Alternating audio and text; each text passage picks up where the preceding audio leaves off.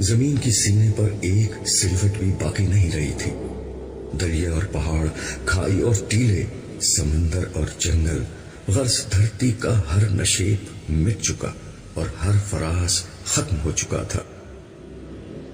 دور تک بس ایک چٹیل میدان تھا اور اوپر آگ اگلتا آسمان، مگر آج اس آسمان کا رنگ نیلا نہ تھا، لال انگارا تھا۔ یہ لالی سورج کی دہکتی آگ کے بجائے جہنم کے ان بھڑکتے شعلوں کا ایک اثر تھی جو کسی استھے کے مانند منہ کھولے وقفے وقفے سے آسمان کی طرف لپکتے اور سورج کو اپنی گرفت میں لینے کی کوشش کرتے۔ جہنمی شعلوں کی لپک کا یہ خوفناک منظر اور بھڑکتی آگ کے دہکنے کی آواز دلوں کو لرزا رہی تھی۔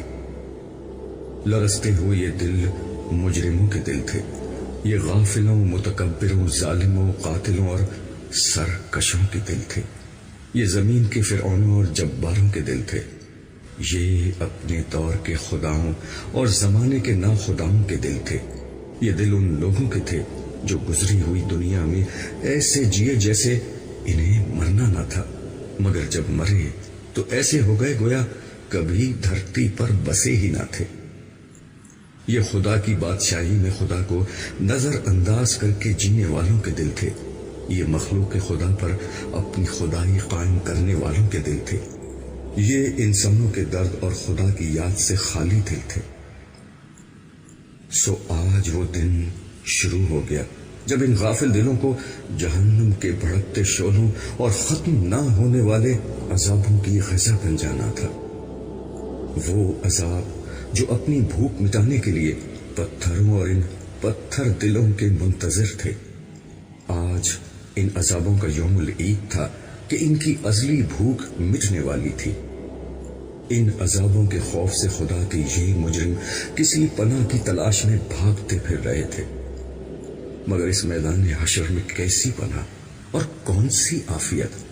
ہر جگہ آفت، مصیبت اور سختی تھی، اور ان پتھر دل مجرموں کی ختم نہ ہونے والی بدبختی تھی۔ خبر نہیں اس حال میں کتنے برس، کتنی صدیاں گزر چکی ہیں۔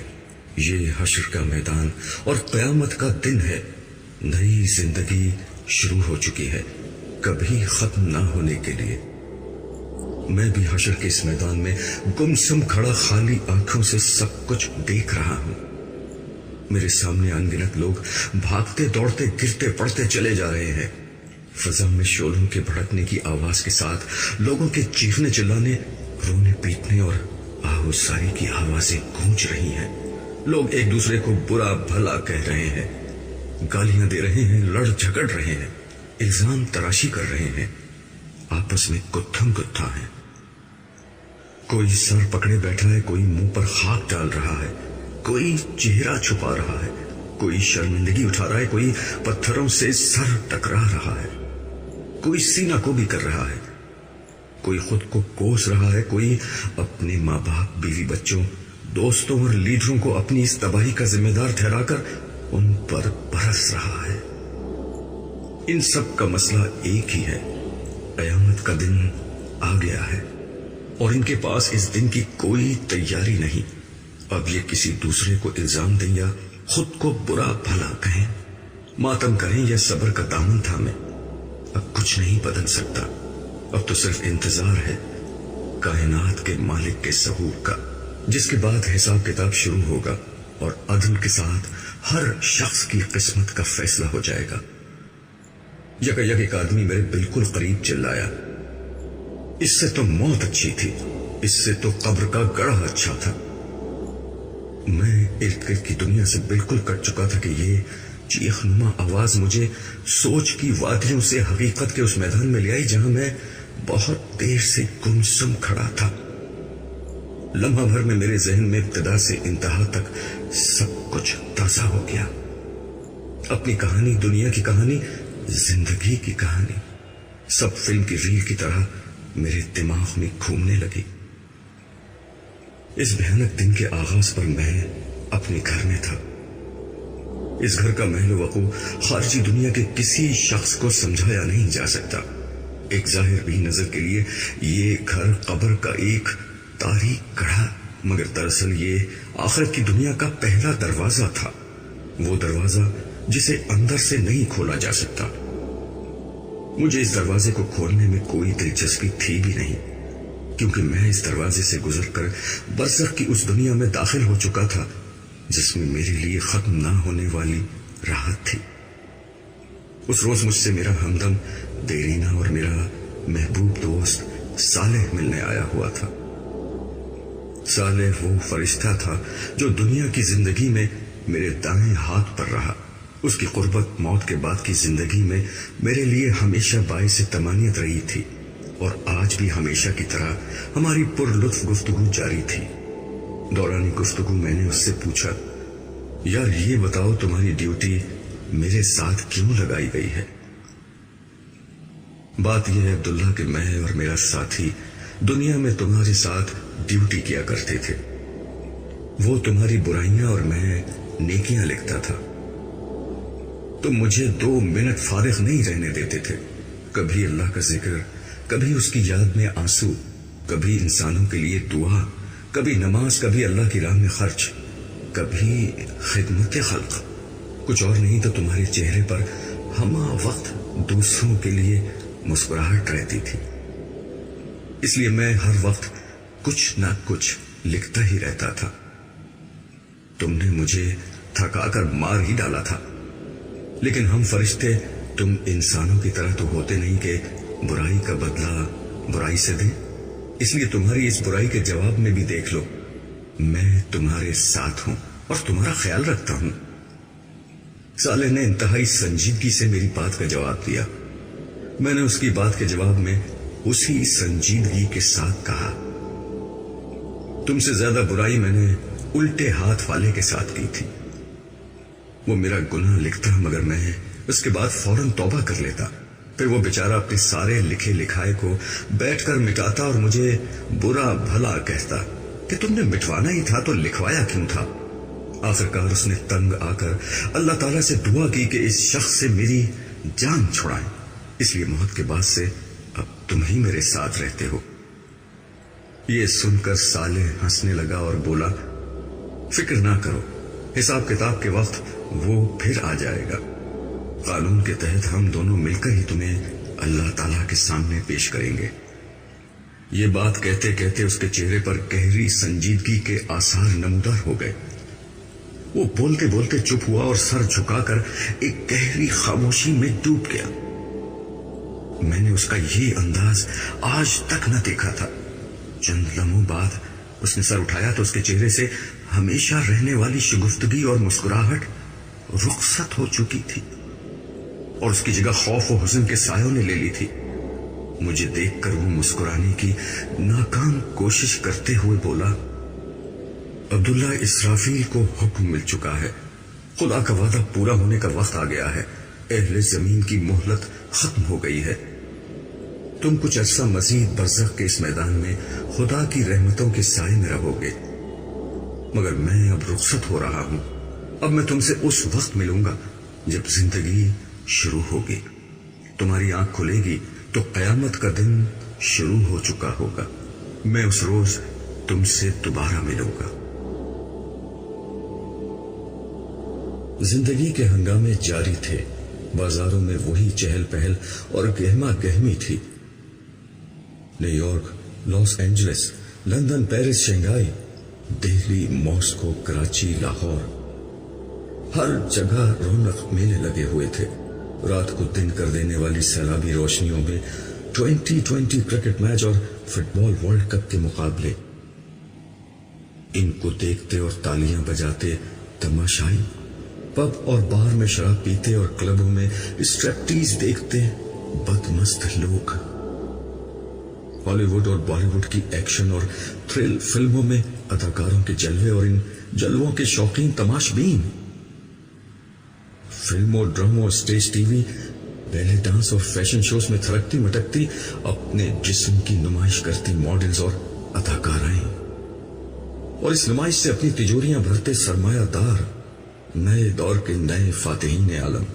ملٹی نیشنل کمپنیوں کے مالکان اور ان کو اپنا علم و ہنر بیچ کر اپنے مستقبل کے خواب بننے والے باصلاحیت نوجوان، میڈیا کی چمک دمک، صحافت کے مرچ مسالے اور بازار سیاست کے ماند نہ پڑنے والے مکر و فریب کے ہنگامے، بازاروں میں گھومتے اور خریداری کرتے مرد و خواتین اور ان کو بلاتی رجھاتی دکانیں اور دکاندار، عمرہ کے عشرت قدوں میں گونجتے ساز و آواز، غربا کے جھونپڑوں میں فخر و افلاس، شادی کی تقریبات میں خوشی کے نغمے، جنازوں اور ہسپتالوں میں غم و الم کے سائے، خدا کے نام پر اپنے مفادات کا تحفظ کرتے اہل مذہب، غریبوں اور ان کے مسائل سے ہمیشہ کی طرح بے نیاز اہل ثروت، کرپشن کی ناپاک کمائی سے اپنی جیبیں بھرتے سرکاری ملازم،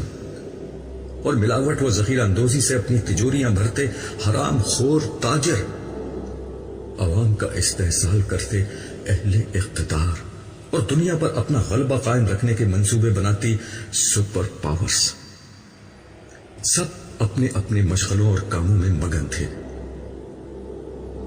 اہل زمین جو ہمیشہ سے کرتے آئے تھے وہی کر رہے تھے، ظلم و فساد کی داستانیں، دھوکہ و فریب کی کہانیاں، حرص و ہوس کی دوڑ، غفلت اور سرکشی کے رویے، خدا اور آخرت فراموشی، سیاسی ہنگامے، معاشی جد و جہد، مذہبی جھگڑے، طبقاتی کشمکش، ہر چیز ہمیشہ کی طرح جاری تھی۔ پیغمبر تو صدیوں پہلے آنے بند ہو گئے تھے، ایگریکلچرل ایج انڈسٹریل ایج سے بدلی اور انڈسٹریل ایج انفارمیشن ایج سے، مگر انسانی رویے نہیں بدلے، ان کے غم بھی نہیں بدلے، وہی کاروبار اور روزگار کی پریشانیاں، وہی عشق و محبت کی ناکامیاں، وہی موت اور بیماری کے مسائل۔ اس وقت بھی انسانوں کے ہاں ہر غم تھا سوائے غم آخرت کے، ہر خوف تھا سوائے خوف خدا کے۔ آسمان کی آنکھ یہ دیکھ رہی تھی کہ خدا کی زمین کو ظلم و فساد سے بھر دینے والا انسان اب دھرتی کا ناقابل برداشت بوجھ بن گیا ہے، جو انسان کو بار بار ہلایا گیا۔ نبی و آخر زمان کی پیش گوئیاں پوری ہونے لگی۔ ننگے پاؤں بکریاں چرانے والے عربوں نے دنیا کی بلند ترین عمارتیں بنا لی، مگر انسانیت ہوش میں نہیں آئی۔ نوح کے تیسرے بیٹے یافس کی اولاد یعنی یاجوج و ماجوج کی نسل دنیا کے پھاٹکوں کی مالک بن گئی۔ عظمت کی ہر بلندی سے یہی یاجوج و ماجوج ساکنان دنیا پر یلغار کرنے لگے۔ برطانیہ، روس، امریکہ اور چین ایک کے بعد ایک دنیا کے اقتدار کی مسند پر فائز ہوتے گئے۔ آسمانی صحیفوں کی تمام پیشگوئیاں پوری ہو گئیں، مگر انسانیت پھر بھی ہوش میں نہ آئی۔ سونامی آئے، سیلاب آئے، زلزلے آئے، مگر انسانیت غفلت سے نہ نکلی۔ خدا نے انفارمیشن ایج پیدا کر دی، اس کے اجمی بندوں نے نبی عربی کے پیغام کو اٹھایا اور انسانیت پر حجت تمام کر دی، مگر انسانیت پھر بھی نہ سنبھلی۔ قیامت سے قبل قیامت کی منظر کشی آخری درجے میں کر کے انسانیت کو جھنجھوڑ دیا گیا، مگر لوگوں کے رویے میں کوئی تبدیلی نہ آئی۔ سو جسے آخر کار آنا تھا وہ آ گئی۔ اسرافیل نے خدا کا حکم سنا اور سور ہاتھ میں اٹھا لیا۔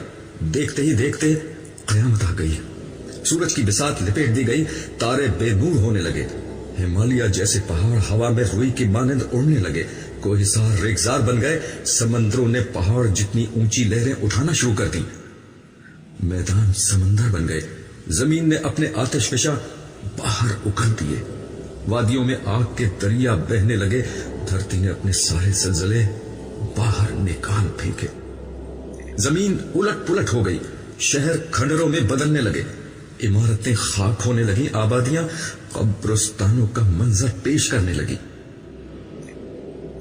کمزور انسان کی بھلا حیثیت ہی کیا تھی؟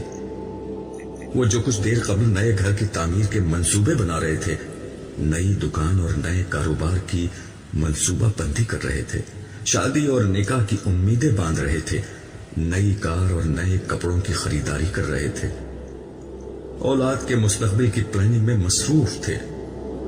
اپنے تمام ارادے اور سارے عزائم بھول گئے. مائیں دودھ پیتے بچوں کو چھوڑ کر بھاگی. حاملہ عورتوں کے حمل گر گئے. طاقتور کمزوروں کو کچلتے اور نوجوان بوڑھوں کو چھوڑتے بھاگنے لگے.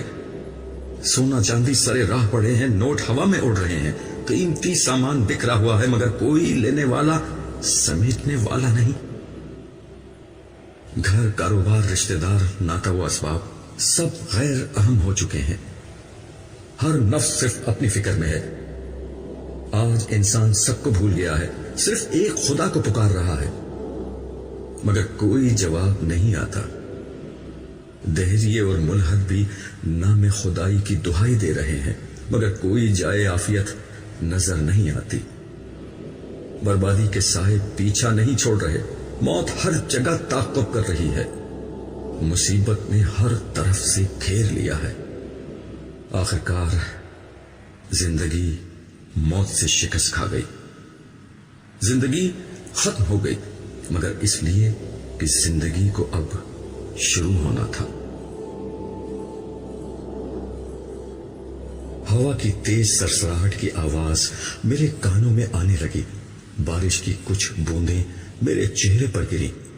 مجھے ہوش آنے لگا. میں بہت دیر تک اٹھنے کی کوشش کرتا رہا, مگر میرے حواس مکمل طور پر بیدار نہ ہو سکے. کافی دیر میں اسی حال میں رہا. اچانک میرے کانوں میں ایک مانوس آواز آئی. عبداللہ, اٹھو, جلدی کرو. یہ میرے ہمدم دیرینہ, میرے یار غار صالح کی آواز تھی. اس کی آواز نے مجھ پر جادو کر دیا اور میں ایک دم سے اٹھ کھڑا ہوا. میں کہاں ہوں؟ یہ میرا پہلا اور بے ساختہ سوال تھا. تم بھول گئے میں نے تم سے کیا کہا تھا. قیامت کا دن شروع ہو گیا ہے. اسرافیل دوسرا سور پھونک رہے ہیں. اس وقت اس کی صدا بہت ہلکی ہے. ابھی اس کی آواز سے صرف وہ لوگ اٹھ رہے ہیں جو پچھلی زندگی میں خدا کے فرما برداروں میں سے تھے. اس نے میرا کندھا تھپکتے ہوئے کہا. اور باقی لوگ؟ میں نے اس کی بات کاٹ کر کہا. تھوڑی ہی دیر میں اسرافیل کی آواز بلند ہوتی چلی جائے گی اور اس میں سختی آ جائے گی. پھر یہ آواز ایک دھماکے میں بدل جائے گی.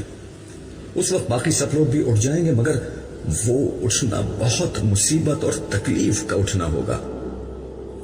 ہمیں اس سے پہلے یہاں سے چلے جانا ہے, اس نے تیزی سے جواب دیا. مگر کہاں؟ یہ سوال میری آنکھوں سے جھلکا ہی تھا کہ صالح نے اسے پڑھ لیا. تم خوش نصیب ہو عبداللہ, ہم عرش کی طرف جا رہے ہیں. وہ تیزی سے قدم اٹھاتا ہوا بولا. پھر مزید تفصیل بتاتے ہوئے اس نے کہا, اس وقت صرف انبیاء, صدیقین, شہداء اور صالحین ہی اپنی قبروں سے باہر نکلے ہیں. یہ وہ لوگ ہیں جن کی کامیابی کا فیصلہ دنیا ہی میں ہو گیا تھا. یہ وہ لوگ ہیں جنہوں نے خدا کو بن دیکھے مان لیا تھا, اسے چھوئے بغیر پا لیا تھا, اور اس کی صدا اس وقت سن لی جب کان اس کی آواز سننے سے قاصر تھے.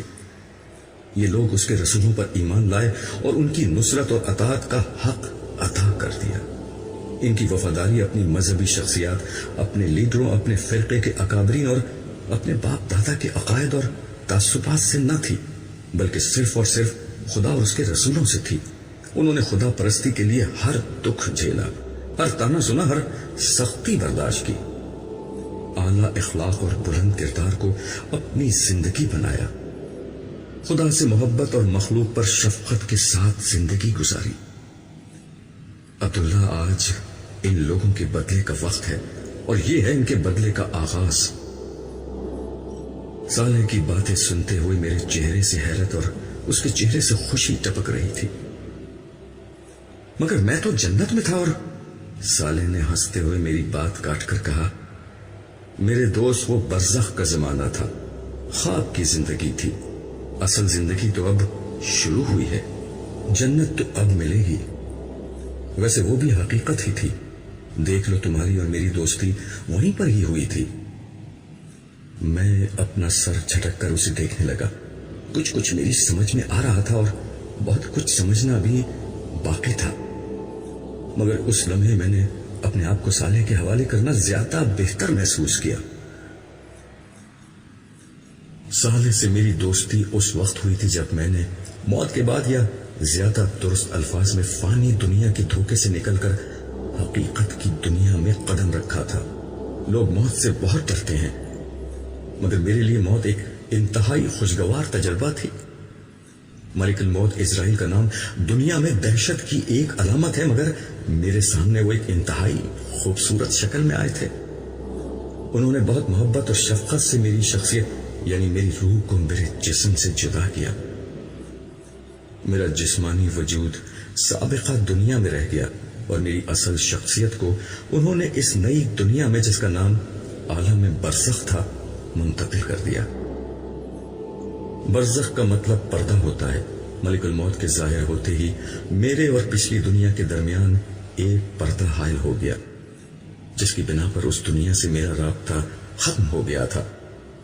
میں نہیں جانتا کہ میری جدائی کے غم میں میرے اہل خانہ پر کیا گزر رہی تھی، لیکن مجھے یقین تھا کہ میری تربیت کی بنا پر وہ خدا کی رضا پر صابر و شاکر ہوں گے۔ میں اپنی اصل شخصیت سمیت اب ایک نئی دنیا میں تھا۔ یہ برزخ کی دنیا تھی۔ اس نئی دنیا میں ملک الموت اسرائیل نے مجھے جس شخص کے حوالے کیا وہ یہی صالح تھا۔ اس کے ساتھ بہت سے خوش شکل، خوش لباس، خوش گفتار فرشتے موجود تھے۔ ان سب کے ہاتھوں میں گلدستے، زبان پر مبارکبادیاں اور سلامتی کی دعائیں تھیں۔ مبارک سلامت کے اس ماحول میں وہ سب مل کر مجھے یقین دلا رہے تھے کہ آزمائش کے دن ختم اور جنت کی عظیم کامیابی کے دن شروع ہو گئے ہیں۔ اس وقت صالح نے مجھے یہ خوشخبری دی کہ برزخی زندگی کے آغاز پر میرے لیے پہلا انعام پروردگار ارض و سماوات کے حضور پیشی ہے۔ اس نے مجھے بتایا کہ یہ اعزاز ہر شخص کو نہیں ملتا۔ میرے لیے یہ خوشخبری جنت کی خوشخبری سے بھی زیادہ قیمتی تھی۔ ان سب کی معیت میں میرا سفر شروع ہوا۔ یہ نئی دنیا تھی جہاں فاصلے، مقامات، زمان اور مکان یعنی ٹائم اور اسپیس کے معنی اس طرح بدل گئے تھے کہ وہ الفاظ کے کسی جامع میں بیان نہیں ہو سکتے۔ میں مستی و سرشاری کے عالم میں یہ سفر طے کر رہا تھا کہ ایک جگہ ہم روک دیے گئے۔ اعلان ہوا کہ زمین کے فرشتوں کی حد آ گئی ہے، سب یہاں رک جائیں۔ صرف صالح کو میرے ساتھ آگے بڑھنے کی اجازت ملی۔ عالم سماوات کا سفر شروع ہوا۔ جلد ہی ہم ایک اور جگہ پہنچ کر رک گئے۔ یہاں جبریل امین خاص طور پر میرے استقبال کے لیے آئے تھے۔ مجھے دیکھ کر وہ کہنے لگے، عبداللہ تم مجھ سے پہلی دفعہ مل رہے ہو، مگر میں تم سے پہلے بھی کئی دفعہ مل چکا ہوں۔ پھر ہولے سے میرا کندھا تھپ تھپاتے ہوئے بولے، آقا کے حکم پر کئی دفعہ میں نے تمہاری مدد کی تھی، مگر ظاہر تم اس وقت یہ نہیں جانتے تھے۔ آقا کے لفظ سے میرے چہرے پر ایک روشنی پھوٹی جسے جبریل کے نورانی وجود نے الفاظ میں ڈھلنے سے قبل ہی پڑھ لیا اور کہا، آؤ چلو میں تمہیں تمہارے انداتا سے ملاتا ہوں۔ نبیوں کے علاوہ یہ احساس بہت کم انسانوں کو حاصل ہوتا ہے کہ وہ اس طرح بارگاہ اہدیت میں پیش کیے جائیں۔ تم واقعی بہت خوش نصیب ہو۔ ہم آگے بڑھے تو میرے ذہن میں ایک سوال پیدا ہوا جس کا پوچھ لینا ہی مناسب خیال کرتے ہوئے میں نے جبریل علیہ السلام سے عرض کیا، کیا ہم سدرۃ المنتہا کی طرف جا رہے ہیں؟ نہیں، جبریل امین نے جواب دیا۔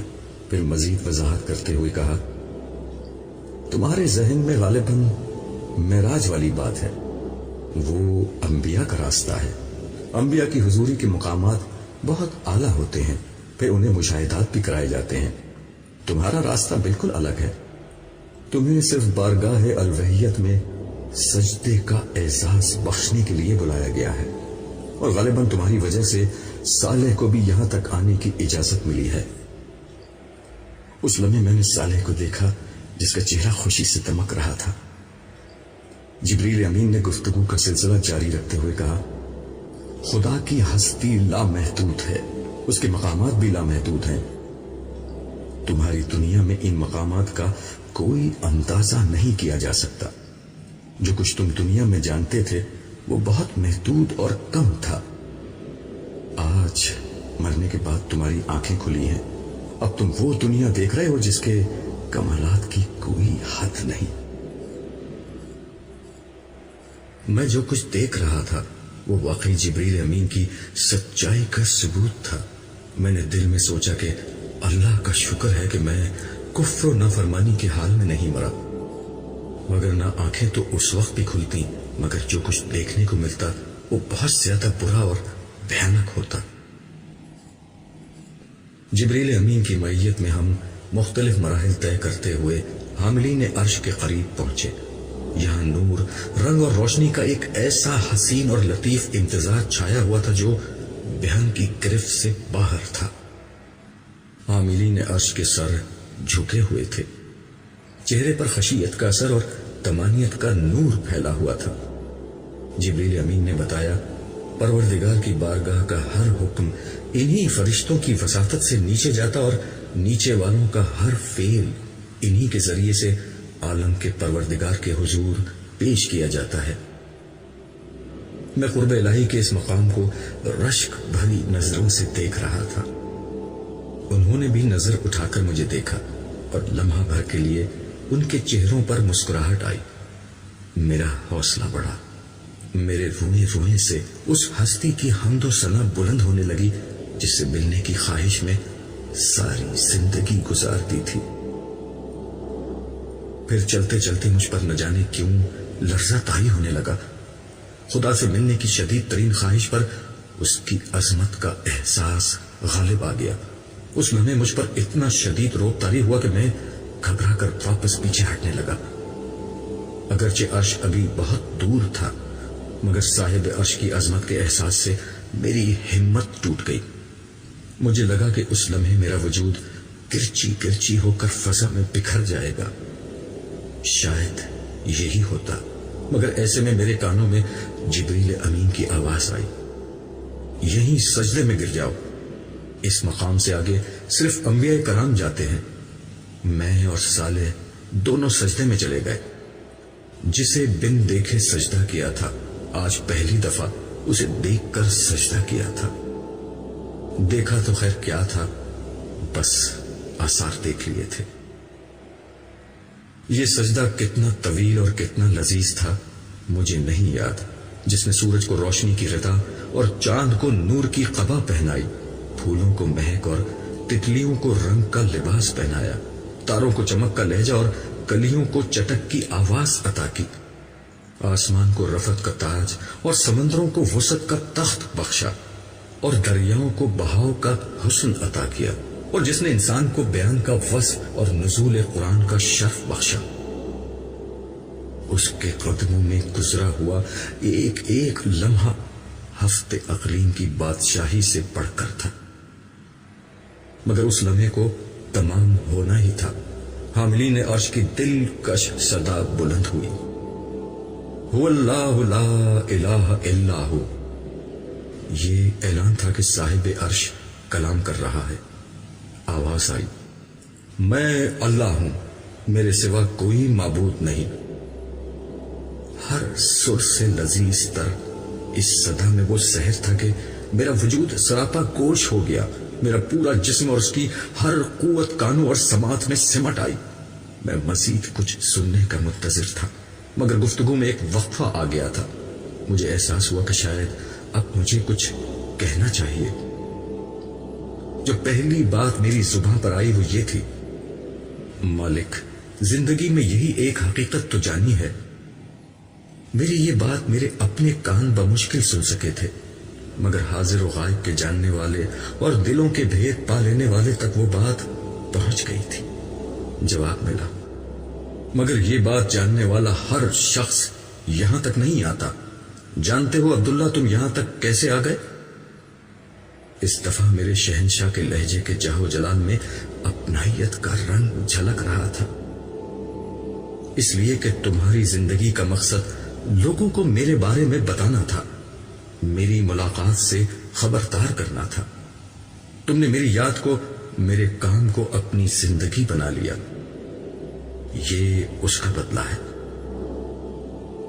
آسمان و زمین کے مالک کی گفتگو اور آواز سنتے رہنا میری زندگی کی شدید ترین خواہش بن چکی تھی۔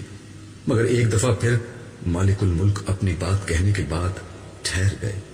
مجھے محسوس ہوا کہ میرا رب مجھے بولنے کا موقع دے رہا ہے۔ میں نے عرض کیا، کیا میں آپ کے پاس یہاں رک سکتا ہوں؟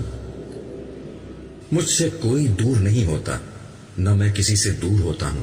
میرا ہر بندہ اور میری ہر بندی جو میری یاد میں جیے وہ میرے پاس رہتا ہے۔ اور کچھ؟ آخری بات سے مجھے اندازہ ہوا کہ ملاقات کا وقت ختم ہو رہا ہے۔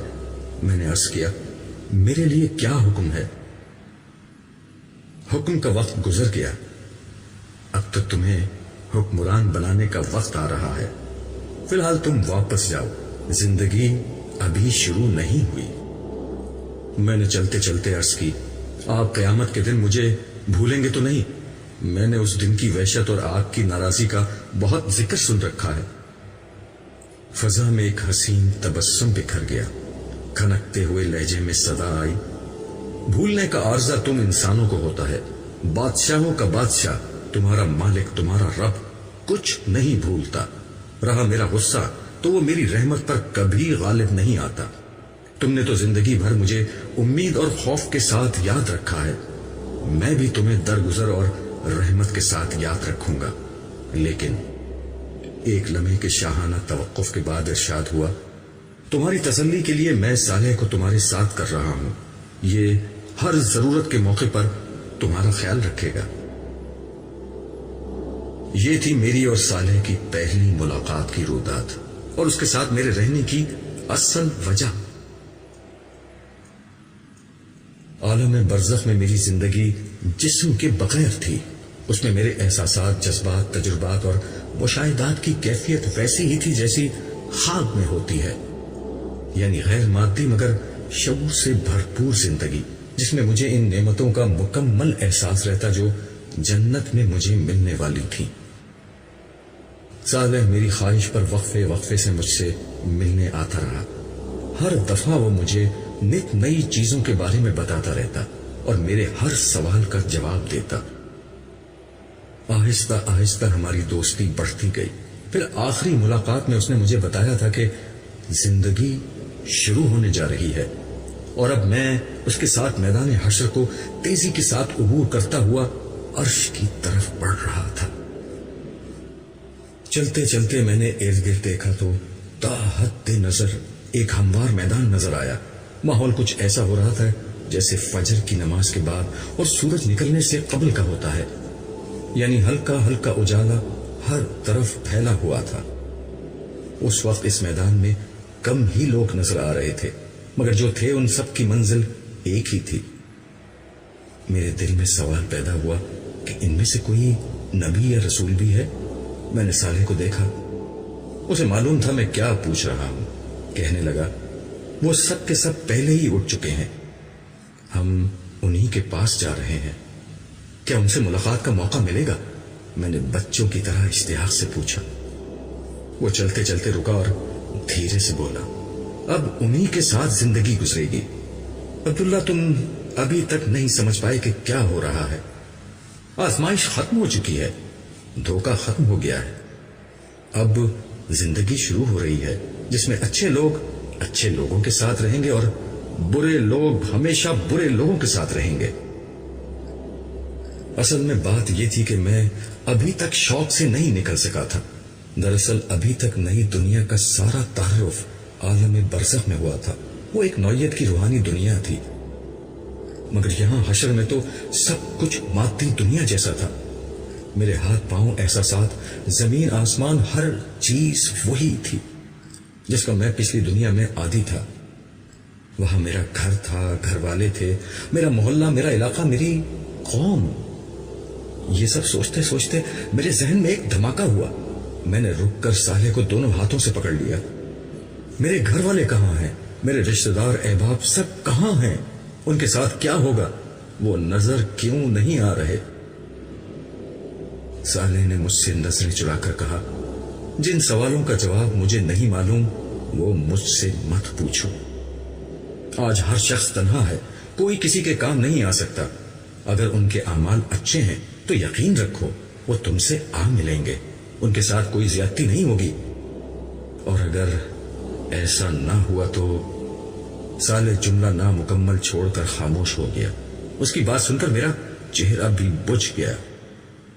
اس نے میرے کندھے پر ہاتھ رکھ کر میرا حوصلہ بڑھایا اور کہا, اللہ پر بھروسہ رکھو. تم خدا کے لشکر میں لڑنے والے ایک سپاہی تھے, اس لیے پہلے اٹھ گئے ہو. باقی لوگ ابھی اٹھ رہے ہیں. انشاءاللہ وہ لوگ بھی خیر کے ساتھ تم سے مل جائیں گے. ابھی تو تم آگے چلو. اس کی تسلی سے مجھے کچھ حوصلہ ہوا اور میں سبک رفتاری سے اس کے ساتھ چلنے لگا.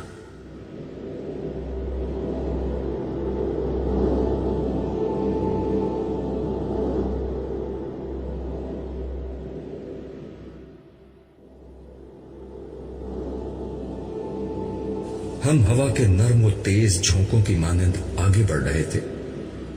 اس چلنے میں کوئی مشقت نہ تھی بلکہ لطف آ رہا تھا. نہ جانے ہم نے کتنا فاصلہ طے کیا تھا کہ صالح کہنے لگا, عرش الہی کے سائے میں مامون علاقہ شروع ہونے والا ہے. وہ دیکھو, آگے فرشتوں کا ایک ہجوم نظر آ رہا ہے. ان کے پیچھے ایک بلند دروازہ ہے. یہی اندر داخلے کا دروازہ ہے. میں نے صالح کے کہنے پر سامنے غور سے دیکھا تو واقعی فرشتے اور ان کے پیچھے ایک دروازہ نظر آیا, مگر یہ عجیب دروازہ تھا جو کسی دیوار کے بغیر قائم تھا, یا شاید دیوار غیر مرئی تھی کیونکہ دروازے کے ساتھ پیچھے کی سمت کچھ نظر نہیں آ رہا تھا. گویا ایک نظر نہ آنے والا پردہ تھا جس نے دروازے کے پیچھے کے ہر منظر کو ڈھانپ رکھا تھا. تاہم اس کی بات سنتے ہی میرے قدم تیز ہو گئے اور فاصلہ تیزی سے گھٹنے لگا. دروازہ ابھی دور ہی تھا مگر فرشتے واضح طور پر نظر آنے لگے تھے. یہ انتہائی سخت گیر اور بلند قامت فرشتے تھے جن کے ہاتھ میں آگ کے کوڑے دیکھ کر میں گھبرا گیا. میں نے صالح کا ہاتھ مضبوطی سے پکڑ کر اسے روکتے ہوئے کہا, تم غالباً غلط سمت جا رہے ہو. یہ تو عذاب کے فرشتے لگتے ہیں. چلتے رہو, اس نے رکے بغیر جواب دیا. ناچار مجھے بھی اس کے پیچھے جانا پڑا. تاہم میں نے اتنا اہتمام کر لیا کہ اس سے 2 قدم پیچھے رہ کر چلنے لگا تاکہ اگر پلٹ کر بھاگنے کی نوبت آئے تو میں اس سے آگے ہی رہوں. صالح کو میرے احساسات کا اندازہ ہو چکا تھا. اس نے وضاحت کرنی ضروری سمجھی. یہ بے شک عذاب ہی کے فرشتے ہیں. میں نے اس کی بات درمیان سے اچک کر کہا, اور یہاں اس لیے کھڑے ہیں کہ آگے جانے سے قبل میری پٹائی کر کے میرے گناہ جھاڑیں. وہ میری بات سن کر بے اختیار ہنسنے لگا اور بولا, دیکھو اگر پٹائی ہونی ہے تو تمہارا بھاگنا مفید ثابت نہیں ہوگا. کوئی شخص ان فرشتوں کی رفتار اور طاقت کا مقابلہ نہیں کر سکتا. ویسے تمہاری اطلاع کے لیے عرض ہے کہ یہ تمہارے لیے یہاں نہیں کھڑے ہیں بلکہ یہ اس لیے کھڑے ہیں کہ خدا کا کوئی مجرم اگر اس سمت آنے کی کوشش کرے تو اسے اتنا مارے کہ وہ دوبارہ اس طرف آنے کی ہمت نہ کرے. ہمارے قریب پہنچنے سے قبل ہی انہوں نے 2 حصوں میں بٹ کر ہمارے لیے ایک راستہ بنا دیا. از راہ عنایت انہوں نے یہ اہتمام بھی کر دیا کہ کوڑوں کو اپنے پیچھے کر لیا. میرا خیال تھا کہ وہ ہمیں دیکھ کر مسکرائیں گے اور اظہار مسرت کریں گے, مگر کوشش کے باوجود ان کے چہروں پر کوئی مسکراہٹ تلاش نہ کر سکا.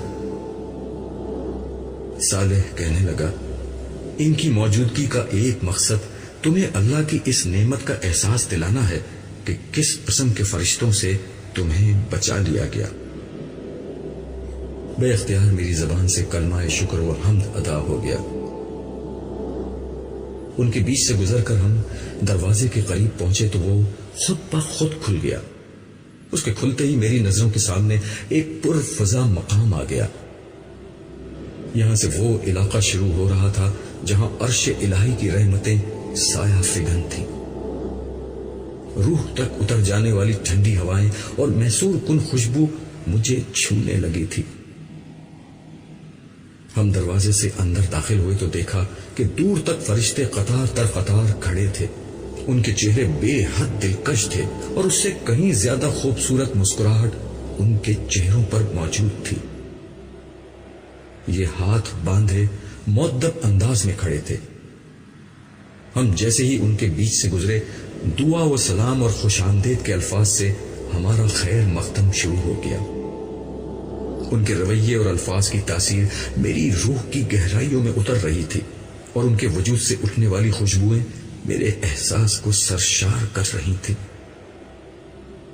یہاں داخل ہوتے ہی مجھے یہ محسوس ہوا کہ میرے اندر کوئی غیر معمولی تبدیلی آئی ہے، لیکن اس وقت میری ساری توجہ فرشتوں اور یہاں کے دلکش ماحول کی طرف تھی، اس لیے میں زیادہ توجہ نہیں دے سکا کہ میرے ساتھ کیا ہوا ہے۔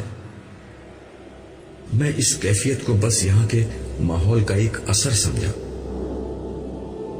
چلتے چلتے مجھے کچھ خیال آیا تو میں نے صالح کے کان میں سرگوشی کی، یار یہ تو ٹھیک ہے کہ یہ لوگ مجھے کوئی نجات یافتہ شخص مان کر میرا استقبال کر رہے ہیں، لیکن یہاں میری ذاتی واقفیت تو کوئی نہیں ہے، کیا یہاں تمہارا کوئی واقف ہے؟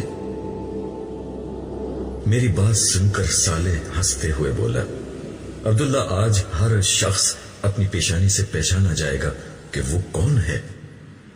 تمہیں علم نہیں مگر تمہارا پورا تعارف تمہاری پیشانی پر درج ہے۔ تم دیکھتے جاؤ آگے کیا ہوتا ہے۔ قطار کے اختتام پر کھڑا ایک وجیح فرشتہ جو اپنے انداز سے ان سب کا سردار معلوم ہوتا تھا میرے پاس آیا اور میرا نام لے کر اس نے مجھے سلام کیا۔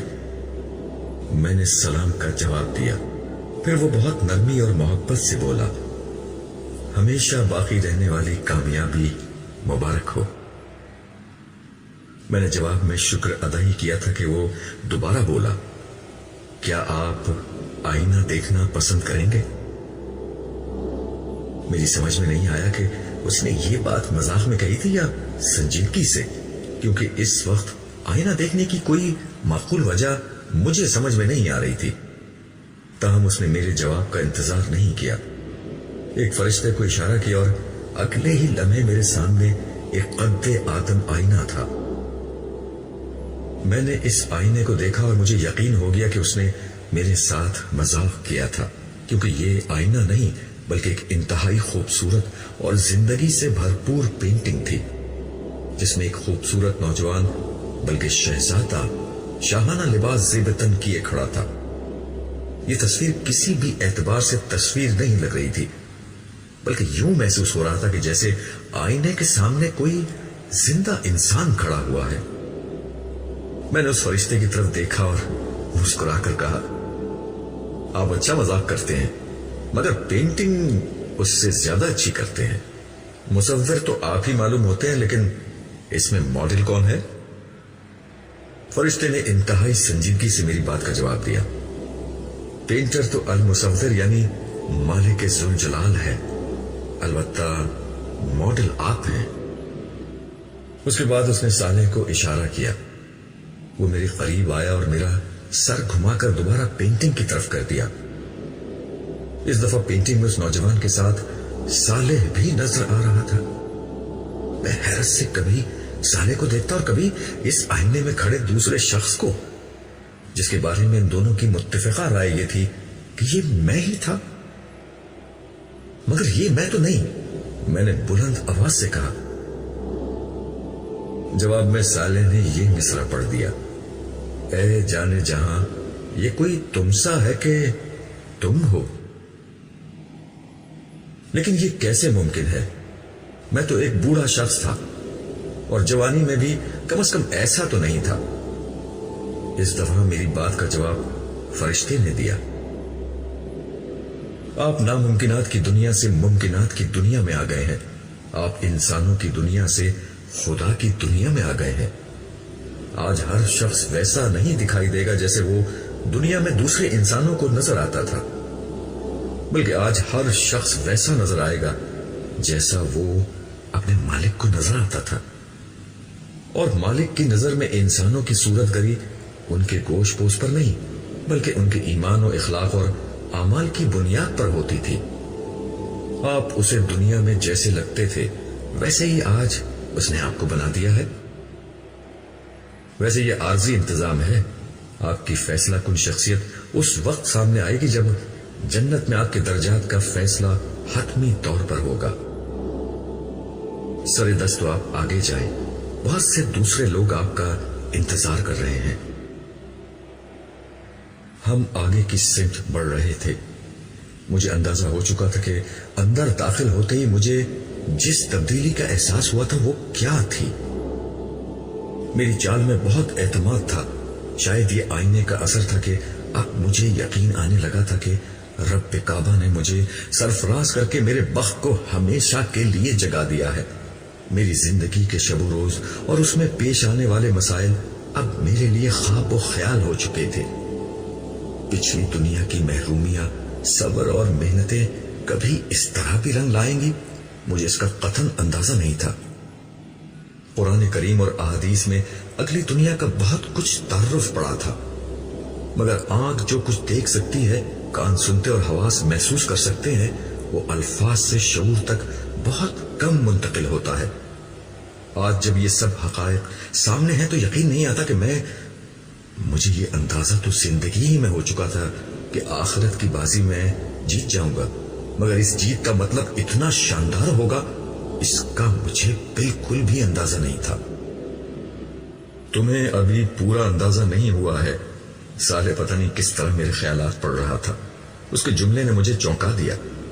उसने अपनी बात जारी रखी। असल जिंदगी तो अभी शुरू ही नहीं हुई।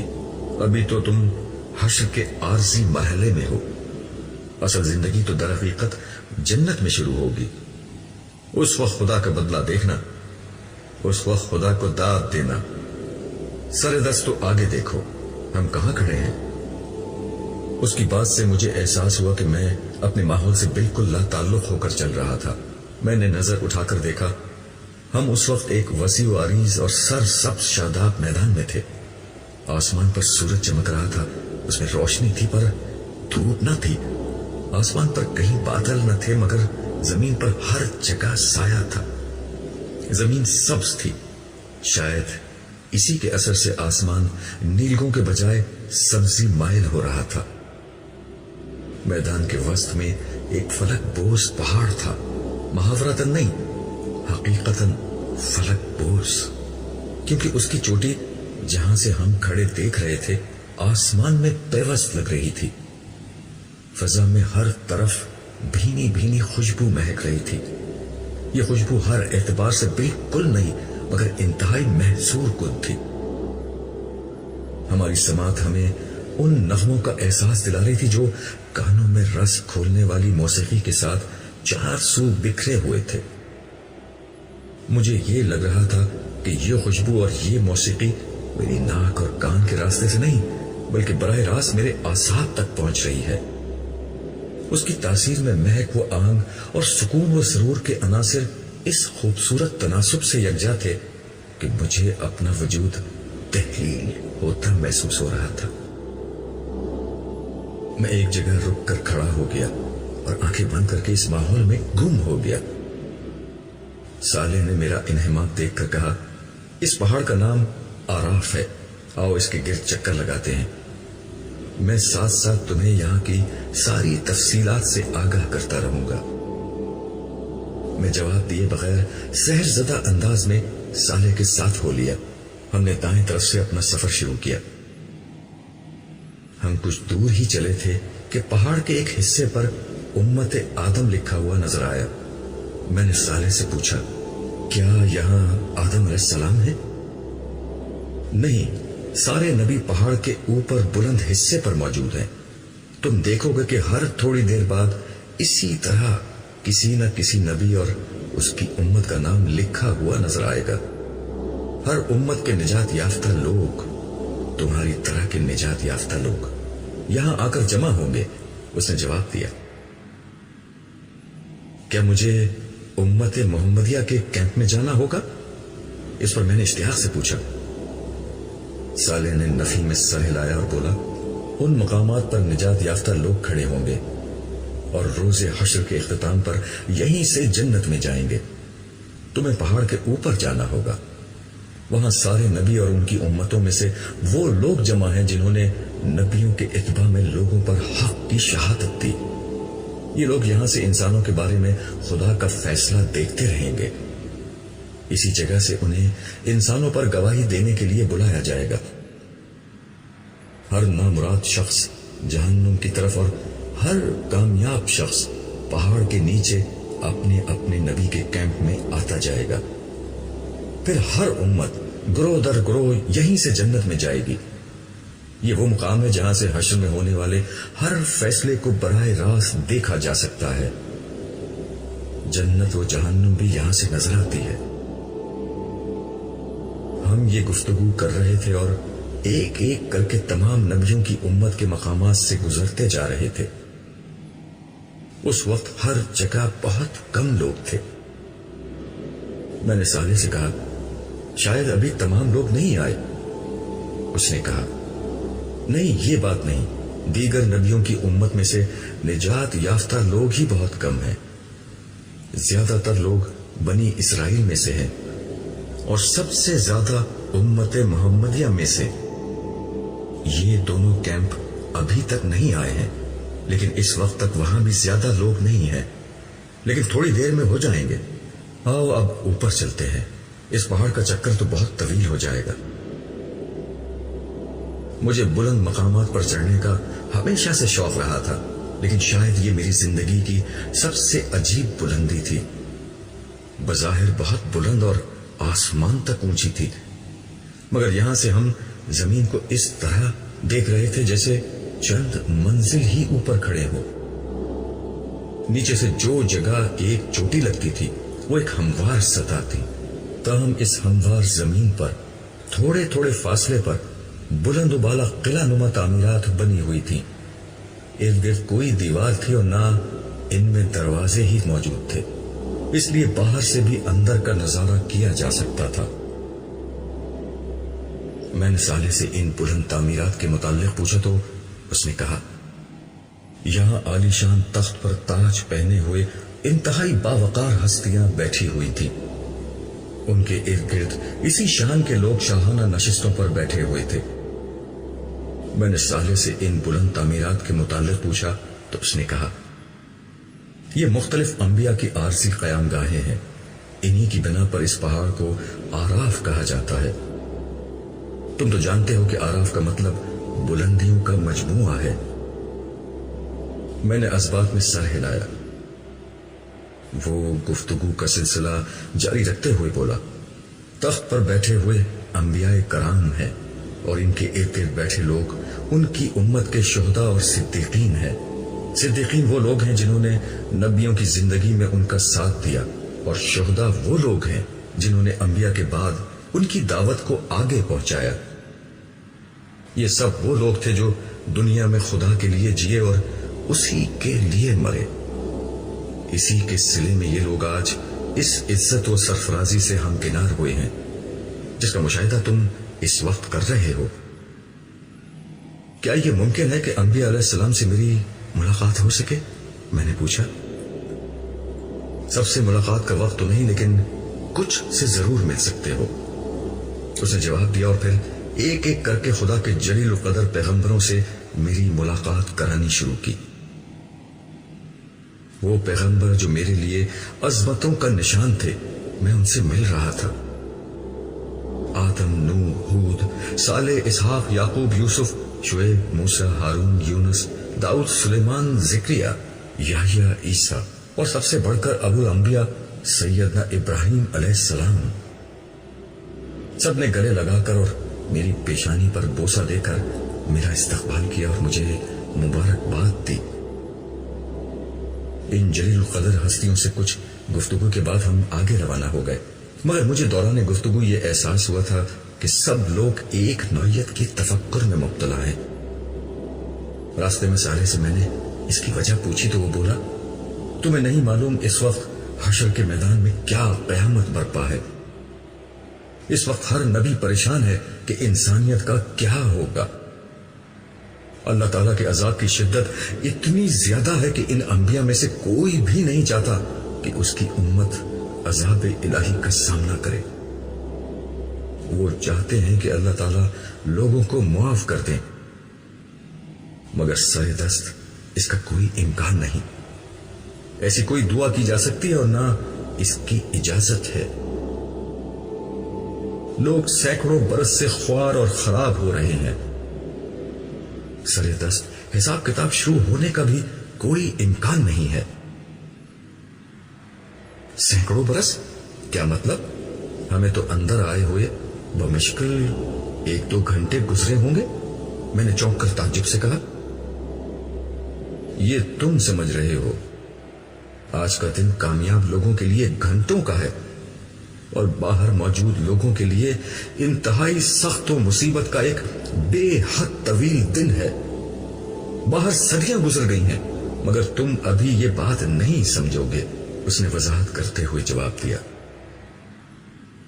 میں اس کی بات کو ہضم نہیں کر سکا، مگر ظاہر ہے میں جس دنیا میں تھا وہاں سب کچھ ممکن تھا اور نہ جانے اور کتنی تعجب انگیز باتیں میرے سامنے آنے والی تھی۔ صحابہ کرام اور مہاجرین و انصار حلقہ بنائے ادب و احترام سے بیٹھے تھے۔ امت محمدیہ کے اولین و آخرین کی بھی ایک بڑی تعداد موجود تھی۔ شمع رسالت کے ان پروانوں کے بیچ رسالت باپ سر جھکائے تشریف فرما تھے صلی اللہ علیہ وسلم۔ بظاہر ہر چیز بالکل ٹھیک تھی مگر میں محسوس کر سکتا تھا کہ یہاں بھی اسی نوعیت کا تفکر پھیلا ہوا تھا جسے میں پیچھے دیکھ آیا تھا۔ رسول اللہ صلی اللہ علیہ وسلم بارگاہ احدیت میں دعا کر رہے ہیں، ہمیں بیٹھ کر انتظار کرنا چاہیے، صالح پچھلی نشستوں کی طرف بڑھتے ہوئے بولا۔ ہم پچھلی نشستوں پر بیٹھ گئے۔ یہاں سے یہ اندازہ کرنا مشکل تھا کہ آگے کیا ہو رہا ہے۔ میں نے صالح سے دریافت کیا، یہ حساب کتاب کب شروع ہوگا؟ مجھے کیا معلوم، کسی کو بھی معلوم نہیں، اس نے جواب دیا۔ اس کی بات سن کر میں خاموش ہو گیا اور نشست کی پشت سے سر ٹکا کر آنکھیں بند کر کے بیٹھ گیا۔ نہ جانے کتنا وقت گزرا تھا کہ صالح کی آواز میرے کان میں آئی، عبداللہ اٹھو، دیکھو تم سے کون ملنے آیا ہے۔ اس کی آواز پر میں چونک کر کھڑا ہو گیا۔ سامنے دیکھا تو ایک انتہائی باوقار ہستی میرے سامنے کھڑی تھی۔ ان کے چہرے پر مسکراہٹ اور آنکھوں سے محبت کے آثار جھلک رہے تھے۔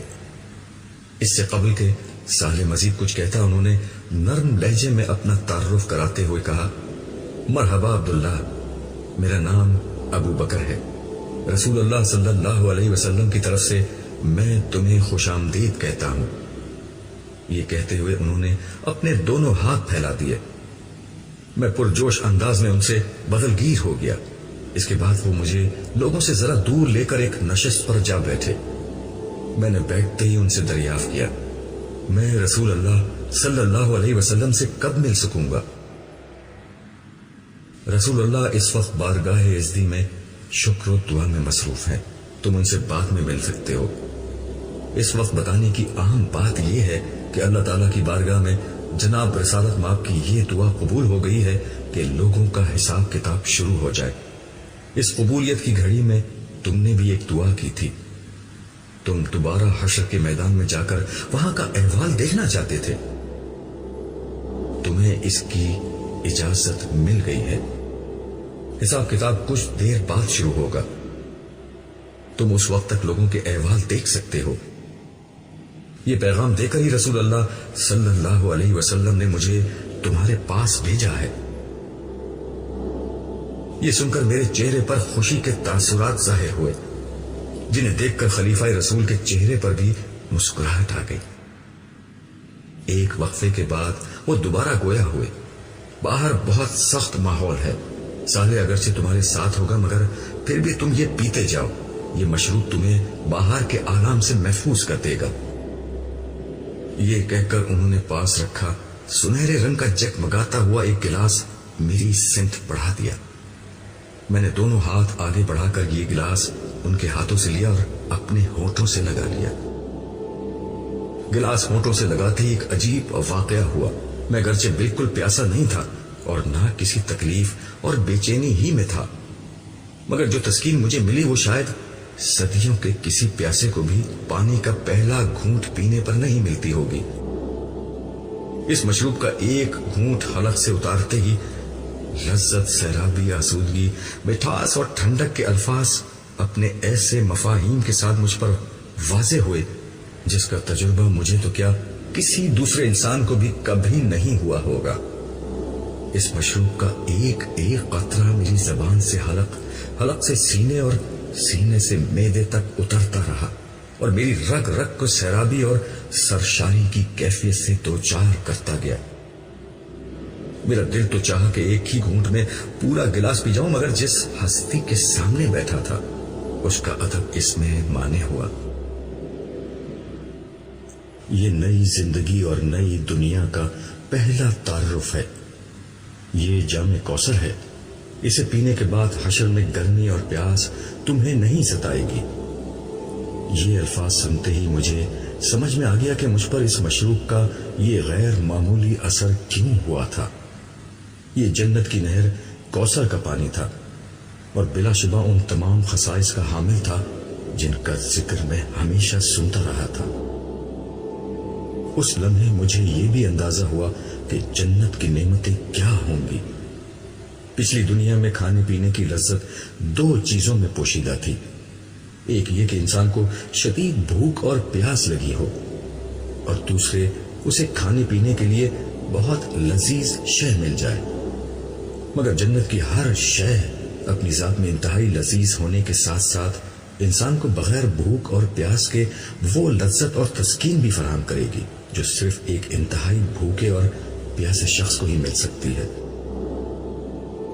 अब मुझे मालूम हो गया कि जन्नत में ना भूख होगी ना प्यास, मगर उसके बावजूद इंसान जितना चाहेगा शौक से खाएगा, और उसकी कोई सैरी ऐसी नहीं होगी जो उसे करानी और भारीपन में मुब्तला कर दे।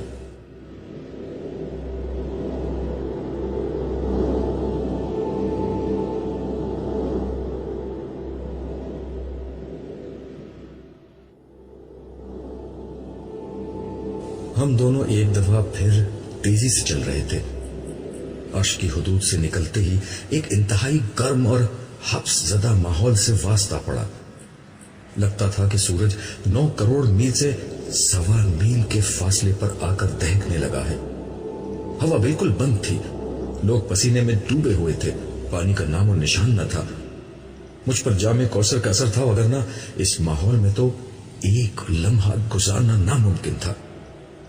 मगर मैं देख रहा था कि अनगिनत लोग इसी माहौल में बदहाल घूम रहे थे। चेहरों पर वहशत, आंखों में खौफ, बाल खाक आलूद, जिस्म पसीने से शराबोर, वजूद मिट्टी से अटा हुआ, पांव में छाले और इन छालों से रसता हुआ खून और पानी। यासो हरास का ये मंजर मैंने जिंदगी में पहली दफा देखा था। हर तरफ अफरा तफरी छाई हुई थी। हर किसी को अपनी पड़ी हुई थी। मेरी नजरें किसी ऐसे शख्स को तलाश कर रही थी जिसे मैं जानता हूं।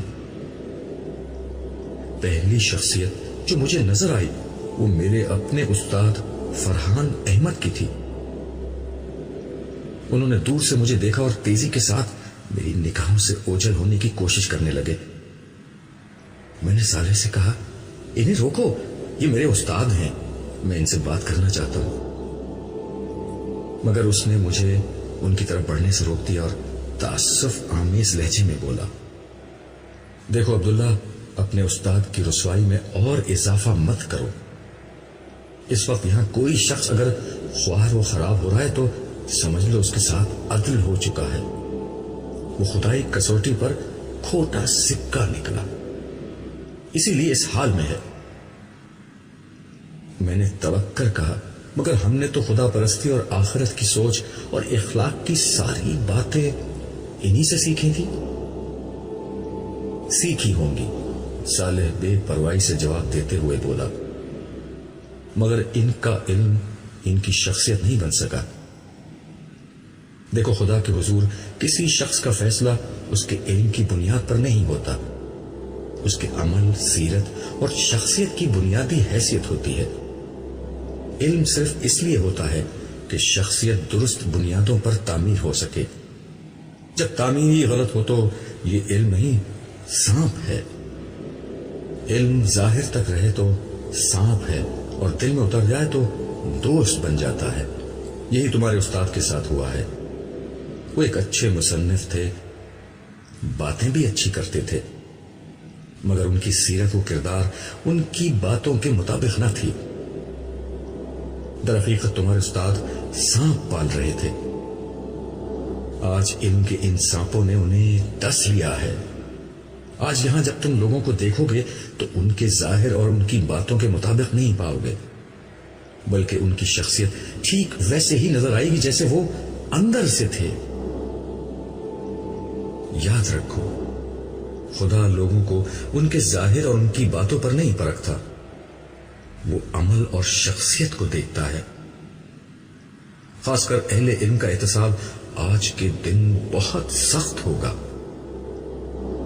جو باتیں دوسروں کے لیے عذر بن جائیں گی، عالم کے لیے نہیں بن سکیں گی۔ مگر انہوں نے بڑی قربانیاں دی تھیں۔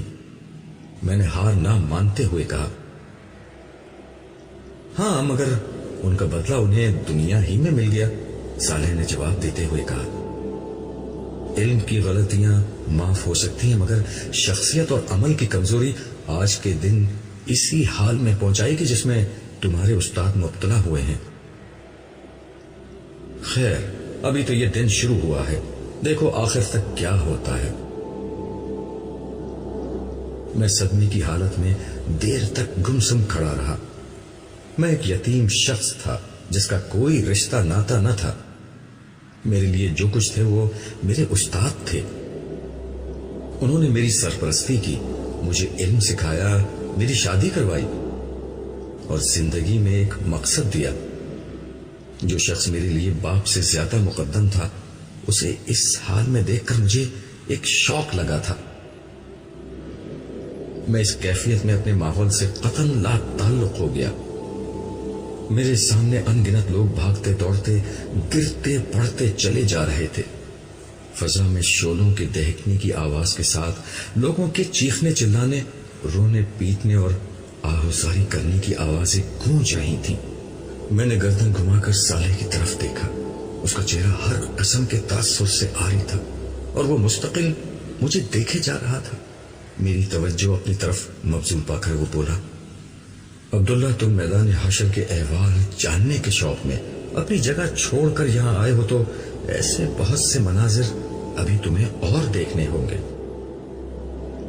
میں تمہیں مزید صدمات سے بچانے کے لیے ابھی سے یہ بات بتا رہا ہوں کہ تمہاری بیوی، 3 بیٹیوں اور 2 بیٹوں میں سے تمہاری ایک بیٹی لیلا اور ایک بیٹا جمشید اسی میدان میں خوار و پریشان موجود ہیں۔ صالح کی یہ بات سن کر میرے پاؤں تلے سے زمین نکل گئی۔ مجھے چکر سا آ گیا اور میں سر پکڑ کر بیٹھ گیا۔ صالح میرے ساتھ ہی زمین پر خاموش بیٹھ گیا۔ میری آنکھوں سے مسلسل آنسو بہ رہے تھے، مگر یہاں کسی کو کسی کی کوئی پرواہ نہیں تھی۔ کوئی کیوں بیٹھا ہے، کیوں کھڑا ہے، کیوں لیٹا ہے، کیوں رو رہا ہے، کیوں چیخ رہا ہے، کیوں ماتم کر رہا ہے، یہ کسی کا مسئلہ نہیں تھا۔ آج سب کو اپنی ہی پڑی تھی۔ ایسے میں کوئی رک کر مجھ سے میرا غم کیوں پوچھتا؟ لوگ ہمارے پاس سے بے نیازی سے گزرتے چلے جا رہے تھے۔ کچھ دیر بعد میں نے صالح سے پوچھا، اب کیا ہوگا؟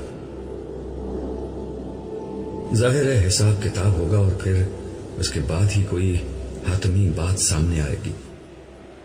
اس کا جواب تو ٹوک تھا۔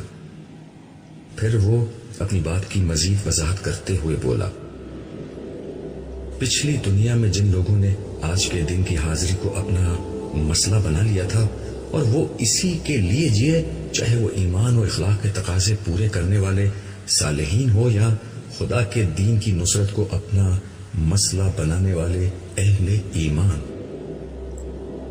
سب کے سب اس طرح اٹھائے گئے ہیں کہ ان کی نجات کا فیصلہ ہو چکا ہے۔ ان لوگوں نے زندگی میں صرف نیکیاں کمائی تھیں، خالق و مخلوق کے حقوق پورے کیے تھے، چنانچہ ان کی موت ہی ان کا پروانہ نجات بن کر سامنے آئی تھی اور حشر کے دن انہیں شروع ہی سے عافیت نصیب ہو گئی۔ مگر گناہ تو سب کرتے ہیں، تو کیا ان لوگوں نے گناہ نہیں کیے تھے؟ میں نے پوچھا۔ ہاں، گناہ انہوں نے بھی کیے تھے، مگر ان کے چھوٹے موٹے گناہ ان کی نیکیوں نے ختم کر دیے، اور اگر کبھی کسی بڑے گناہ سے دامن آلودہ ہوا تو انہوں نے فوراً توبہ کے آنسوؤں سے ان داغوں کو دھو دیا تھا۔ ایسے تمام صاف ستھرے پاکیزہ لوگ اس وقت عرش کے سائے کے نیچے موجود ہیں۔ ان لوگوں کا رسمی حساب کتاب ہوگا، جس کے بعد ان کی کامیابی کا اعلان کر دیا جائے گا۔ اس کے برعکس جن لوگوں کے نامہ اعمال میں کوئی ایسا بڑا جرم ہوا ہو جو ایمان ہی کو غیر مؤثر کر دے، جیسے کفر، شرک، منافقت، قتل، زنا بالجبر، ارتداد، یتیموں کا مال کھانا، اللہ کی حدود کو پامال کرنا اور اسی نوعیت کے دیگر جرائم وغیرہ، تو میزان عدل میں ایسے لوگوں کے گناہوں کا پلڑا بھاری ہوگا اور انہیں جہنم کی سزا سنا دی جائے گی۔ صالح نے قانون کی تفصیلی وضاحت کی، لیکن انسان تو ان دو انتہاؤں کے درمیان بھی ہوتے ہیں، ان کا کیا ہوگا؟ میں نے سوال کیا تو صالح نے جواب دیا، ہاں، ان دو انتہاؤں کے درمیان وہ لوگ ہیں جن کے پاس ایمان اور کچھ نہ کچھ عمل صالح کا سرمایہ بھی ہے، مگر وہ دنیا میں گناہ بھی کرتے رہے اور توبہ بھی نہیں کی۔ ایسے لوگوں کو اپنے گناہوں کی پاداش میں حشر کے دن کی سختی جھیلنی ہوگی، اس کے بعد نجات کا کوئی امکان پیدا ہوگا۔ آج جو لوگ میدان حشر میں پھنسے ہوئے ہیں وہ یا تو مجرمین ہیں جنہیں آخر کار جہنم میں پھینکا جائے گا، یا پھر وہ اہل ایمان ہیں جن کا دامن گناہوں سے داغدار ہے۔ سو جس کے گناہ جتنے زیادہ اور جتنے بڑے ہوں گے، آج کے دن اسے اتنا ہی خوار و خراب ہونا ہوگا۔ کم گناہ والوں کو حساب کتاب کے آغاز پر ہی نجات مل جائے گی، مگر جیسا کہ میں نے بتایا کہ دنیا کی زندگی کے سینکڑوں برس تو گزر چکے ہیں، ان لوگوں کو ابتدا میں نجات بھی ملی، تو یہ حشر کی سختی دنیا کی 50 سالہ زندگی کے گناہوں کا نشہ حرن کر دینے کے لیے بہت ہے، جبکہ جن کے گناہ زیادہ ہیں ان کو تو نہ جانے ابھی کتنے ہزار یا لاکھ سال تک اس سخت ترین ماحول کی شدت، سختی اور ہول جھیلنا ہوگا۔ صالح کی بات سن کر میں نے دل میں سوچا کہ دنیا میں گناہ کتنے معمولی لگا کرتے تھے، مگر آج یہ کس طرح مصیبت میں ڈھل گئے ہیں۔ کاش لوگ اپنے گناہوں کو چھوٹا نہ سمجھتے اور مستقل توبہ کو اپنا معمول بنا لیتے۔ وہ غیبت، چغلخوری، اسراف، نمود و نمائش، الزام و بہتان وغیرہ کو معمولی چیز نہ سمجھتے، اللہ اور بندوں کے حقوق کی پامالی کو چھوٹا نہ خیال کرتے، اللہ کی نافرمانی سے بچتے اور رسول کریم کی پیروی کرتے، تو آج یہ دن نہ دیکھنا پڑتا جہاں ایک گناہ کی تھوڑی سی لذت سینکڑوں برس کی خواری میں بدل چکی ہے۔ پھر میں نے اس سے دریافت کیا، کیا اس وقت کسی کو یہ معلوم ہے کہ اس کی نجات ہوگی یا نہیں، اور ہوگی تو کس طرح ہوگی؟ صالح نے جواب دیا، یہی اصل مصیبت ہے، یہاں کسی کو یہ نہیں معلوم کہ اس کا مستقبل کیا ہے، نجات کی کوئی امید ہے یا نہیں، یہ کوئی نہیں جانتا سوائے اللہ تعالیٰ کے۔ اسی لیے رسول اللہ اور دیگر انبیاء مسلسل یہ دعا کر رہے تھے کہ حساب کتاب شروع ہو جائے۔ اس کے نتیجے میں اہل ایمان کو یہ فائدہ ہوگا کہ وہ مجرمین سے الگ ہو کر حساب کتاب کے بعد نجات پا جائیں گے۔ تم جانتے ہو آج کے دن انفرادی طور پر نہ کسی کے لیے زبان سے کوئی حرف نکالا جا سکتا ہے اور نہ اس کی کوئی گنجائش ہے، اور خوشی کی بات یہ ہے کہ رسول اللہ صلی اللہ علیہ وسلم کی یہ دعا قبول ہو چکی ہے۔ یہ بات خلیفہ رسول ابو بکر صدیق نے تمہیں خود بتائی تھی، مگر ابھی تک حساب کتاب تو شروع ہوتا نظر نہیں آتا، میں نے حیرت سے پوچھا تو صالح بولا، دعا قبول ہوئی ہے، مگر اس پر عمل درآمد اللہ تعالیٰ اپنی حکمت اور مصلحت کے تحت ہی کریں گے۔ ہو سکتا ہے ابھی تک پوری دنیا سے لوگ قبروں سے نکلنے کے بعد یہاں پہنچے ہی نہ ہوں۔ کیا مطلب؟ لوگ اتنے برسوں میں بھی یہاں تک نہیں آئے؟ تمہارا کیا خیال ہے آج لوگ ہوائی جہاز، ریلوں، بسوں اور موٹروں میں بیٹھ کر یہاں تک آئیں گے؟ آج سب پیدل دوڑتے آ رہے ہیں۔ اسرافیل کے سور نے لوگوں کو اس سمت آنے کے لیے مجبور کر دیا ہے۔ آج سمندر پاٹ دیے گئے ہیں اور پہاڑ ڈھا دیے گئے ہیں، اسی لیے لوگ سیدھا یہاں آ رہے ہیں، مگر ظاہر ہے پیدل آتے ہوئے وقت تو لگے گا۔ البتہ صالحین کے ساتھ فرشتے تھے جو انہیں فوراً یہاں لے آئے۔ بہرحال جب تک حساب کتاب شروع نہیں ہوتا ہم یہاں موجود لوگوں کے احوال دیکھ لیتے ہیں۔ ویسے شاید تم اسی مقصد کے لیے یہاں آئے تھے۔ صالح نے یہ الفاظ کہے اور میرے جواب کا انتظار کیے بغیر میرا ہاتھ تھامے آگے بڑھنے لگا۔ اس وقت شدید گرمی سے چہرے تپ رہے تھے، ہر طرف گرد و غبار اڑ رہا تھا۔ لوگ گروہوں کی شکل میں اور تنہا تنہا ادھر سے ادھر پریشان گھوم رہے تھے۔ میری متلاشی نظریں اپنے کسی شناسہ کو ڈھونڈ رہی تھی، مگر کہیں کوئی شناسہ صورت نظر نہیں آ رہی تھی۔ اچانک ایک طرف سے ایک لڑکی نمودار ہوئی اور قبل اس کے کہ میں اس کی شکل دیکھ پاتا وہ میرے قدموں میں گر کر بے بسی سے رونے لگی۔ میں نے قدرے پریشانی سے صالح کی سمت دیکھا۔ اس نے سپاٹ لہجے میں لڑکی سے کہا، کھڑی ہو جاؤ۔ اس کے لہجے میں نہ جانے کیا تھا کہ میری ریڑھ کی ہڈی میں سنسناہٹ ہونے لگی۔ لڑکی بھی سہم کر کھڑی ہو گئی۔ میں نے اس کا چہرہ دیکھا۔ یہ چہرہ خوف، اندیشے اور غم کے سایوں سے سیاہ پڑ چکا تھا۔ چہرے اور بالوں پر مٹی پڑی ہوئی تھی، پیاس کے مارے ہونٹوں پر پپڑیاں جمی ہوئی تھیں اور وحشت زدہ آنکھوں میں خوف و دہشت کا رنگ چھایا ہوا تھا۔ کرب کی ایک لہر میرے وجود کے اندر اتر گئی۔ میں نے اس چہرے کو جب پہلی دفعہ دیکھا تھا تو بے ساختہ چشمے بددور کہا تھا۔ گورا رنگ، کھڑا کھڑا ناک نقشہ، کتابی چہرہ، گلابی ہونٹ، نیلی آنکھیں اور گہرے سیاہ بال۔ خدا نے اس چہرے کو قدرتی حسن سے اس طرح نوازا تھا کہ زیب و زینت کی اسے حاجت نہ تھی، مگر آج یہ چہرہ بالکل بدل چکا تھا۔ ماضی کا جمال روز حشر کے حزن و ملال کی تہ میں کہیں دفن ہو چکا تھا۔ سراپا حسرت، سراپا وحشت، سراپا عصیت اور مجسم ندامت۔ یہ وجود کسی اور کا نہیں، میرے چہیتے بیٹے جمشید کی بیوی اور اپنی بڑی بہو ہما کا تھا، جو حسرت و یاس کی ایک زندہ تصویر بن کر میرے سامنے کھڑی تھی۔ ابو جی مجھے بچا لیجئے، میں بہت تکلیف میں ہوں۔ یہاں کا ماحول مجھے مار ڈالے گا۔ میں نے ساری زندگی کوئی تکلیف نہیں دیکھی، مگر لگتا ہے کہ اب میری زندگی میں کوئی آسانی نہیں آئے گی۔ اللہ کے واسطے مجھ پر رحم کیجئے، آپ اللہ کے بہت محبوب بندے ہیں، مجھے بچا لیجئے۔ یہ کہتے ہوئے ہما ہچکیاں لے کر رونے لگی۔ جمشید کہاں ہے؟ میں نے ڈوبے ہوئے لہجے میں دریافت کیا۔ وہ یہیں تھے، وہ بھی آپ کو ڈھونڈ رہے ہیں، مگر یہ اتنی بڑی جگہ ہے اور اتنے سارے لوگ ہیں، کسی کو ڈھونڈنا ناممکن ہے۔ ان کا حال بھی بہت برا ہے۔ وہ مجھ سے بہت ناراض تھے۔ انہوں نے ملتے ہی مجھے تھپڑ مار کر کہا تھا کہ تمہاری وجہ سے میں برباد ہو گیا۔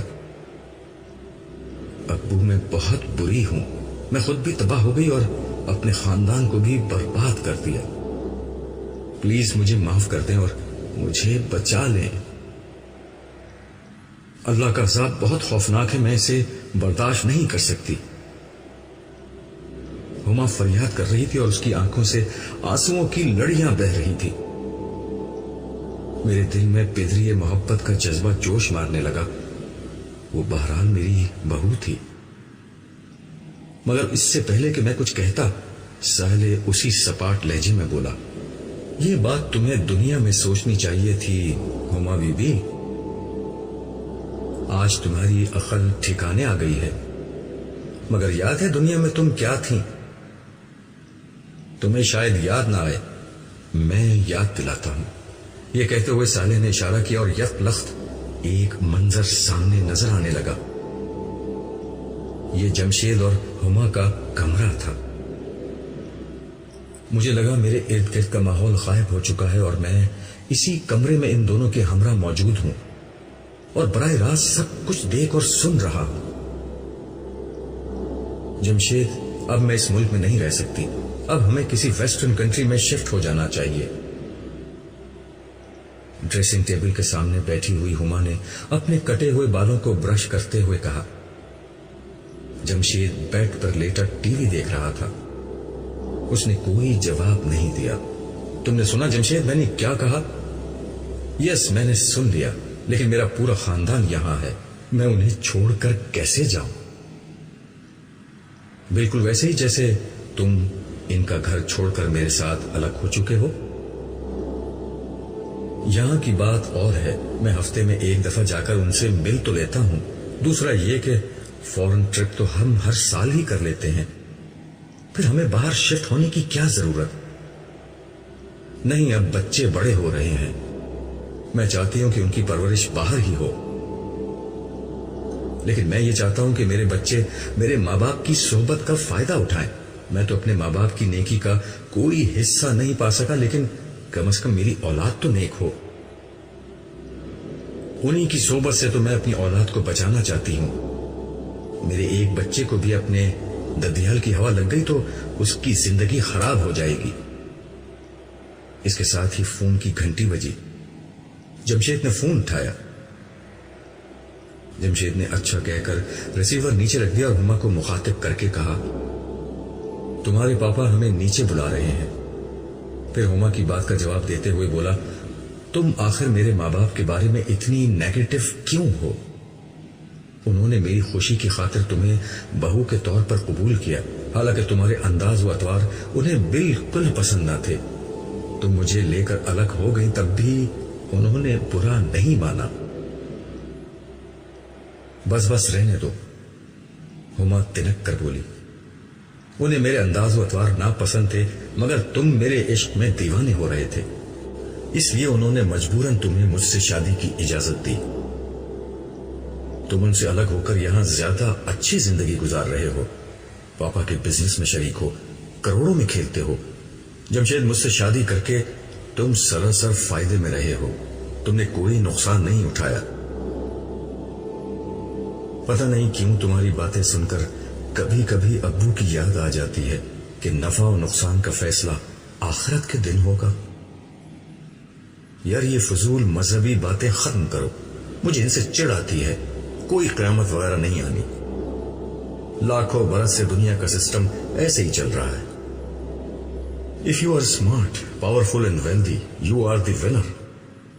All others are losers and idiots. And you know, this judgment day talk is nothing but rubbish. ویسے for your kind information، میرے پاپا نے اپنے پیر صاحب سے یہ گارنٹی لے رکھی ہے کہ قیامت میں وہ انہیں بخشوا دیں گے۔ ان کو بہت پیسہ دیتے ہیں میرے پاپا۔ ہاں، جس طرح ناجائز منافع خوری، قانون کی خلاف ورزی اور دیگر حرام ذرائع سے پیسہ کماتے ہیں، اس کو کہیں تو پاک کرنا ہوگا۔ مجھے سب معلوم ہے تمہارے پاپا اور چودھری مختار صاحب کئی بزنس میں پارٹنرز ہیں اور 2 نمبر کے ہتھ کنڈوں سے پیسہ کماتے ہیں۔ اچھا، اتنا ہی حلال حرام کا خیال ہے تو چھوڑ دو پاپا کا بزنس۔ بزنس تو چھوڑ دوں، مگر تمہیں کیسے چھوڑوں؟ مجھے معلوم ہے کہ اس کے بعد جاب کرنے سے نہ تمہارے خرچے پورے ہوں گے اور نہ میں تمہارا لیونگ سٹینڈرڈ مینٹین کر سکوں گا۔ تمہارے عشق نے مجھے کہیں کا نہ چھوڑا، وگرنہ میں جس خاندان سے ہوں وہاں حلال اور حرام ہی سب کچھ ہے۔ اسی لیے اتنی مڈل کلاس زندگی گزار رہے ہیں وہ لوگ۔ اچھا ہوا تم میرے ساتھ آ گئے، وگرنہ اپنے بھائیوں کی طرح موٹر سائیکل پہ گھومتے یا 800 سی سی گاڑی چلاتے اور کسی فلیٹ میں سڑی ہوئی زندگی گزار کر مر جاتے۔ زندگی اچھی گزاریں یا بری، مرنا تو ہمیں ہے، پتہ نہیں آخرت میں ہمارے ساتھ کیا ہوگا۔ بے فکر رہو، کچھ نہیں ہوگا، وہاں بھی ہم ٹھاٹ سے رہیں گے۔ میرے پاپا کے پیر صاحب کے سامنے تو تمہارے اللہ میاں بھی کچھ نہیں بول سکتے۔ کلمہ کفر تو مت بکو، اور اللہ میرا کہاں رہا ہے؟ جب میں اللہ کا نہیں رہا تو وہ میرا کیسے رہے گا؟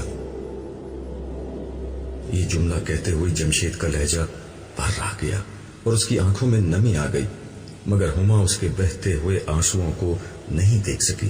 اس کا سارا دھیان آئینے کی طرف تھا۔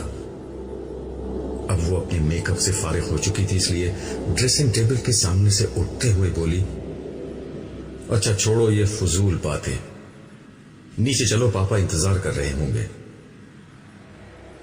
صالح نے دوبارہ اشارہ کیا اور منظر ختم ہو گیا، لیکن ساتھ ہی ہما کی ہر امید کو بھی ختم کر گیا۔ صالح نے اسی صفاقی اور قاتل لہجے میں سختی کے ساتھ کہا، تم نے دیکھا؟ تمہاری زبان سے نکلا ہوا ایک ایک لفظ ریکارڈ کر لیا گیا ہے۔ تو جاؤ ہما بی بی، اپنے پیر صاحب کو ڈھونڈو جو تمہیں بخشوا سکتے ہیں اور جن کے سامنے اللہ تعالیٰ بھی۔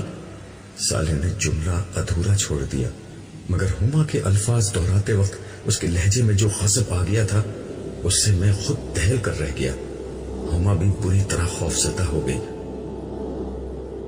اس سے پہلے کہ صالح کچھ اور کہتا، وہ روتی چیختی ہوئی وہاں سے بھاگ گئی۔ اس منظر میں جمشید کو دیکھ کر میری حالت پھر ڈانا ڈول ہو چکی تھی۔ ظاہر ہے کہ ہما کی طرح وہ بھی سختیوں بھرے میدان میں پریشان حال پھر رہا ہوگا۔ میں سوچ رہا تھا کہ جمشید اسی حال میں میرے سامنے آ گیا تو میں کیا کروں گا۔ میں اسی سوچ میں غلطاں تھا کہ صالح نے میری کمر تھپ تھپا کر کہا، آؤ چلتے ہیں۔ نہ جانے اس تھپکی میں کیا بات تھی کہ میں نے محسوس کیا کہ میرے اوپر طاری ہونے والی پریشانی کی کیفیت بہت ہلکی ہو گئی ہے۔ میں قدر بشاشت سے اس کے ساتھ چلنے لگا۔ ارد گرد پھر وہی پریشان اور وحشت زدہ لوگوں کی ہلچل تھی۔ ہم کچھ ہی دور آگے چلے تھے کہ سامنے سے چودھری مختار صاحب آتے نظر آئے۔ انہوں نے شاید مجھے دیکھ لیا تھا اور میری ہی طرف آ رہے تھے۔ چودھری صاحب میرے بیٹے جمشید کے سسر کے بزنس پارٹنر تھے۔ اس حیثیت سے میری ان سے رسمی واقفیت تھی۔ میرے قریب آتے ہی انہوں نے مجھ سے گلے ملنے کی کوشش کی، جسے صالح نے ہاتھ آگے بڑھا کر یہ کہتے ہوئے ناکام بنا دیا، دور رہ کر بات کرو۔ اس کا لب و لہجہ اتنا درست تھا کہ مجھے بھی اس سے اجنبیت محسوس ہونے لگی۔ اپنی اس رسوائی کے باوجود چودھری صاحب کے جوش میں کمی نہ آئی۔ وہ کہنے لگے، مجھے یقین تھا عبداللہ صاحب آپ مجھے ڈھونڈتے ہوئے ضرور آئیں گے۔ آپ کو یاد ہے عبداللہ صاحب، میں نے ایک مسجد تعمیر کرائی تھی جس میں آپ بھی نماز پڑھا کرتے تھے۔ اس کے علاوہ بھی میں غریبوں مسکینوں کی مدد کیا کرتا تھا۔ مجھے یاد ہے چودھری صاحب، میں نے دھیرے سے انہیں جواب دیا۔ بس تو آپ میری سفارش کر دیجئے، میں بہت دیر سے پریشان گھوم رہا ہوں۔ یہاں تو جس کو دیکھو اپنی ہی پڑی ہے، نہ کوئی کچھ بتاتا ہے نہ سیدھے منہ بات کرتا ہے۔ یہ آخری بات کہتے ہوئے انہوں نے بے اختیار صالح کی طرف دیکھا۔ میں نے بھی گردن گھما کر صالح کی طرف دیکھا۔ اس نے لمحہ بھر کے لیے مجھے دیکھا اور پھر چودھری صاحب کے چہرے پر نظریں گاڑتے ہوئے بولا، آپ نے مسجد ضرور بنوائی تھی، مگر اللہ تعالیٰ کے لیے نہیں بلکہ اپنی نیک نامی کے لیے۔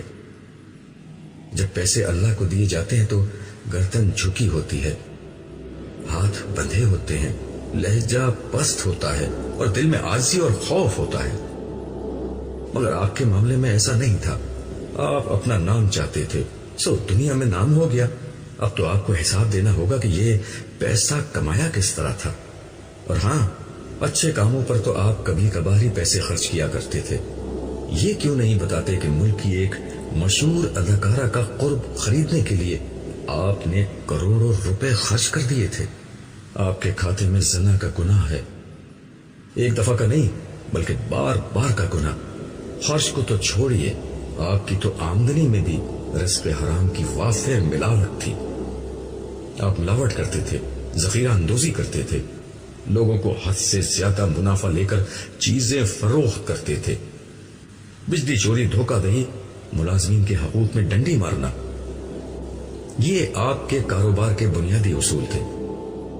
اپنی ترقی کی انتہا پر پہنچ کر آپ نے ایک میڈیا گروپ بنا لیا تھا۔ جس کے ایک ٹی وی چینل پر آپ لوگوں کو خوش کرنے والے مذہبی پروگرام دکھاتے اور دوسرے پر آرٹ اور انٹرٹینمنٹ کے نام پر معاشرے